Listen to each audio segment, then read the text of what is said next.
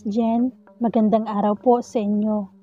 Isa po ako sa mga tagapakinig ng iyong mga kwento. Isa sa napakinggan ko ay ang tungkol kay Maria Labo. Mahilig din po kasi ako sa mga horror at mga fantasy na story. Mahilig din po akong makinig ng mga kwento, lalo na sa YouTube.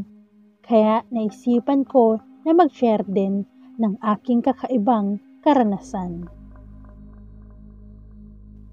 Naniniwala po ako na ang mundo ay puno ng mga kababalaghan. Maging ang buhay at kamatayan po ay balot ng hiwaga at mga di pangkaraniwang mga karanasan. At madalas ay nakapaloob ang mga ito sa ating mga pamahiin. Ang pangalan ko pala ay si Athena. Isa po akong may bahay at isang OFW naman po sa Dubai ang aking asawa. Nakatira po ako sa aking mga magulang tuwing nasa abroad po ang aking mister. Nang matapos po ang kontrata ng aking asawa sa kanyang kumpanya sa Dubai, ay umuwi muna siya upang magbakasyon. May iniinda na rin po kasing sakit ang mister ko, kung kaya naisipan din niyang maagapan na maipagamot ito habang nagbabakasyon pa siya dito sa Pilipinas. Nag-stay muna kami ng 2 linggo sa bahay ng mga magulang ko, bago umuwi naman sa kanyang mga magulang sa Camarines Sur, para makasama din niya ang mga ito at ang kanyang mga kapatid, saka para maipagamot na rin po ang kanyang sakit.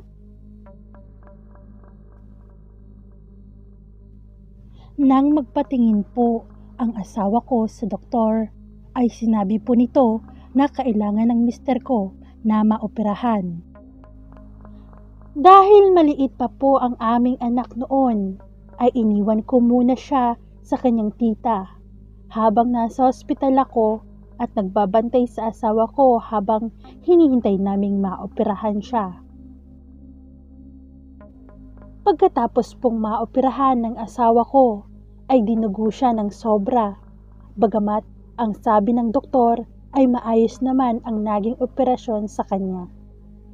Nagpapasalamat na lang kami dahil naging okay pa rin naman siya sa awa ng Diyos.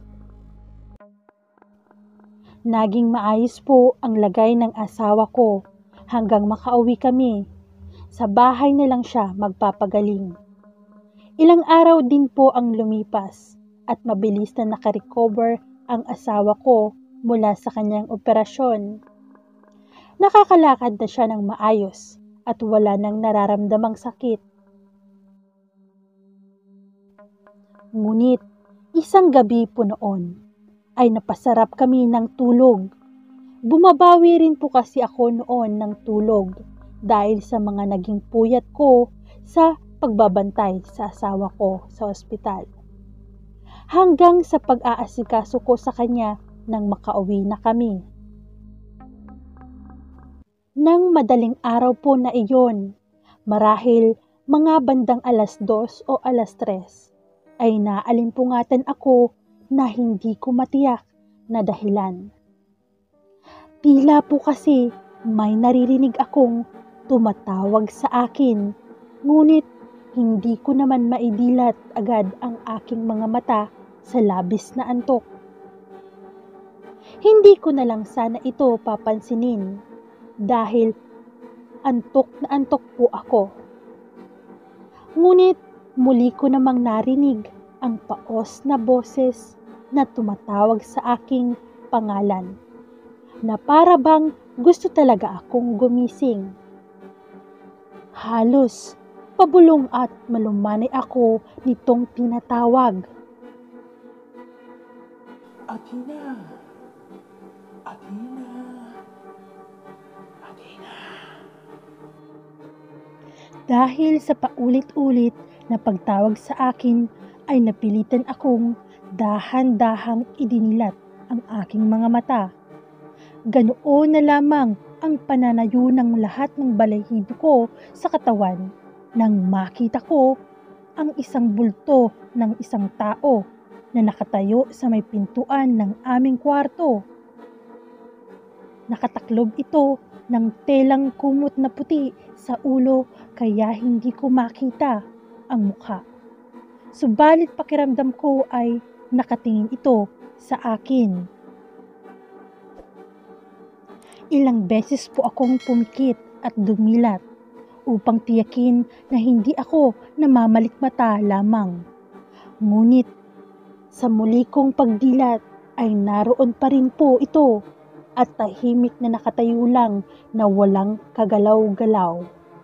Hindi ko po alam kung dahil sa takot pero hindi ko rin po maigalaw kahit ang mga daliri ko upang gisingin ang aking asawa. Literal po na nakatigil ang paghinga ko at sindak na nakatitig lang din ako sa estranghero sa loob ng aming silid. Ninais ko ring sumigaw pero walang boses na lumalabas sa bibig ko. Naninigas ang buong katawan ko sa kilabot at tila nanginginig. Sa sobrang takot ko ay muli na lang akong pumikit at nagdasal ng paulit-ulit sa aking isipan. Hanggang naramdaman kong parang wala nang nakatingin sa akin. Nang idinilat ko ang mga mata ko, ay wala na nga akong nakitang kakaiba sa loob ng aking silid. Akala ko nga ay hindi na ako makakatulog uli. Pero pagtataka kong inaantok uli ako matapos noon. Kinabukasan ay nagising akong tila pagod na pagod. Pakiramdam ko ay puyat na puyat pa rin akong gayong nakatulog naman ako uli. Nang hapong iyon ay nagkaroon ng bisita sa bahay ng magulang ng asawa ko. Ibinalita nito na patay na umano ang tiyahin ng mister ko na nakatira lang sa kabilang barangay. Doon ko naisip na baka yung nakita ko nung gabing iyon ay aparisyon ng tiyahin niya.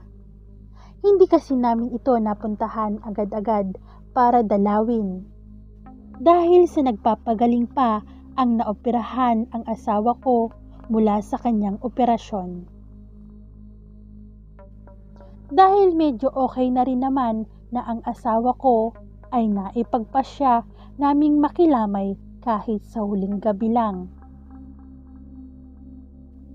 Naroon ang halos lahat nilang kamag-anak na hindi ko rin kilala ang iba. Dahil pangalawang beses ko pa lamang nakarating sa bahay ng tiya ng mister ko. Sumama kaming nakipaglibing kinabukasan. Dumaan muna kami sa simbahan para sa nakagawiang misa para sa patay. Habang nagmimisa, ay nagpaalam sa amin ng asawa ko ang katabi naming sa upuan na pinsan niyang teacher. May pupuntahan umano itong importante, kaya kailangan na nitong umalis. Sabihin na lang daw namin sa pinsan nila na umalis na siya. Hindi ko mawari kung bakit parang bigla akong kinabahan, kaya pinigilan ko siya. Sabi ko, bawal sa pamahiin na umalis kapag nakikipaglibing.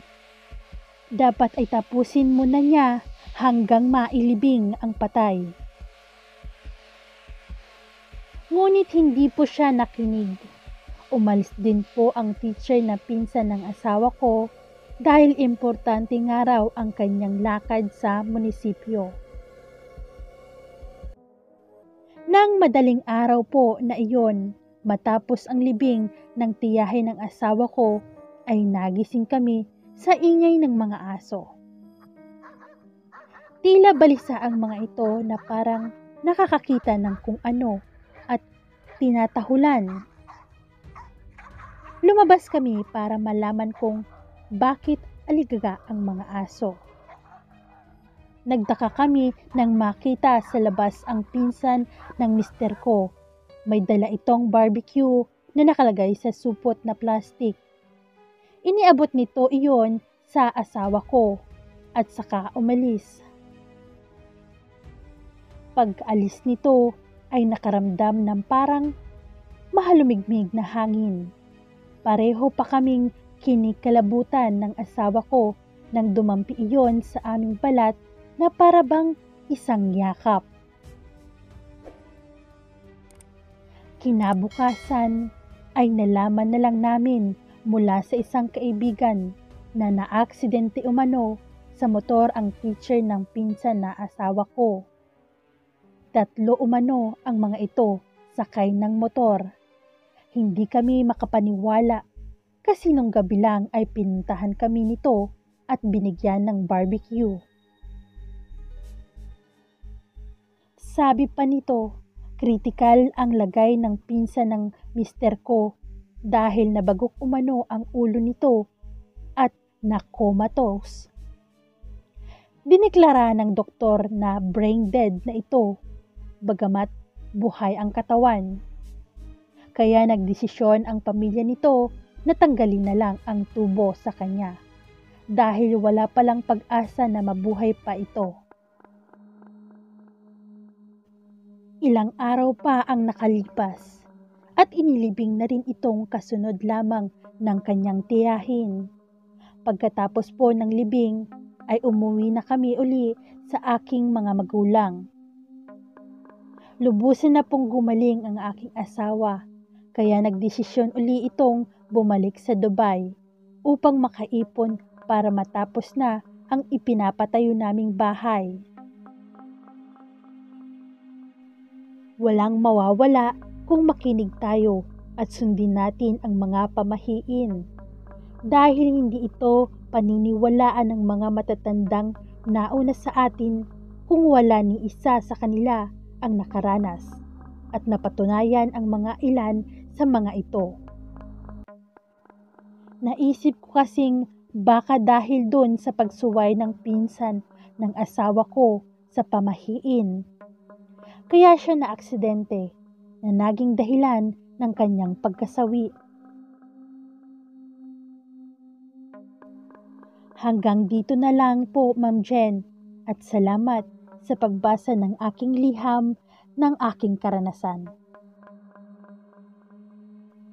Ang inyong taga-subaybay at tagapakinig, Athena ng Kamsur. Wakas. Maraming salamat sa ating sender na si Athena ng Kamsur. Sana po nagustuhan nyo ang aking kwento sa araw na ito. At para masubaybayan ang aking mga kwento, mag-subscribe na po kayo sa aking channel at pindutin ang bell or notification para ma-notify po kayo sa mga bago kong upload na video. God bless everyone and always keep safe. Mwah!